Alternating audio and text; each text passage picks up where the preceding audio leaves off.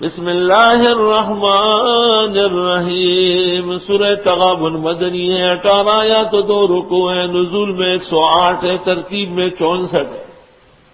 اس میں بھی 4 مسئلے ہیں: اللہ کی تسبیح و تحمید، گزشتہ امتوں کی تعظیم، اس امت کی تکذیب اور مسلمانوں کی تصدیق اور اختبار۔ یسبح للہ ما فی السماوات و ما فی الارض۔ میں نے کتابوں میں دیکھا کہ ایک ظالم کے دل کو نرم کرنا اور ایک مشکل سے نکلنا اور ایک مالی بحران پر کنٹرول پانا، یہ بہت ہی مجرب ہے اس کا پڑھنا۔ چنانچہ میرے اوپر ایک کیس بنا تھا اور میں عدالت جاتا تھا اور بہت تکلیفیں اٹھاتا تھا۔ فریق مخالف جو تھا وہ بہت مضبوط تھا، ان کے بڑے وکیل تھے۔ تو میں نے ایک رات کو بہت سوچا تو ایک کتاب میں اچانک سورۃ تغابن کے بارے میں بہت کچھ ملا۔ چنانچہ میں نے سورۃ تغابن 41 مرتبہ پڑھ کر فجر کے بعد عدالت میں پیش ہوا۔ اس دن میرا وکیل جو تھا وہ ٹوٹا پھوٹا وہ بھی نہیں ہے۔ مجسٹریٹ نے پوچھا مولانا وکیل، میں نے کہا آج وہ وکیل بھی نہیں ہے۔ کہنے لگا آج میں آپ کا وکیل ہوں، 2 سال سے آپ کو تکلیفیں پہنچائی، آپ سے معافی چاہتا ہوں۔ اب مجھے کہا ان لوگوں کو آپ معاف کرتے ہیں تو معاف کر دیں، ورنہ ان کو ان کے وکیل سمیت کڑیاں لگوا کے جیل بھیجتا ہوں۔ اور مجھے کہا آپ کو بری کر دیا۔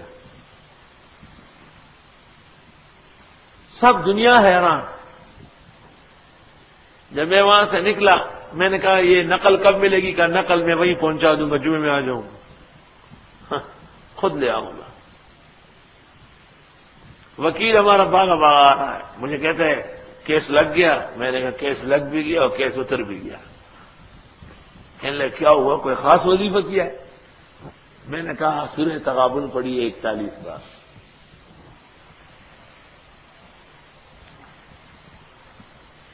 اللہ،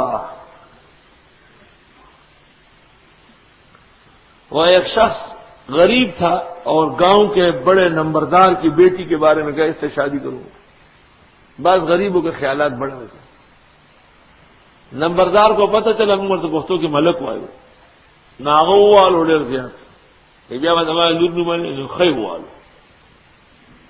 اس نے مارا، اس غریب کو بہت پٹائی لگائی،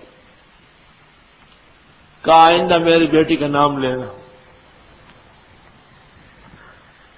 نمبردار نے اس شخص کی بے عزتی کے بعد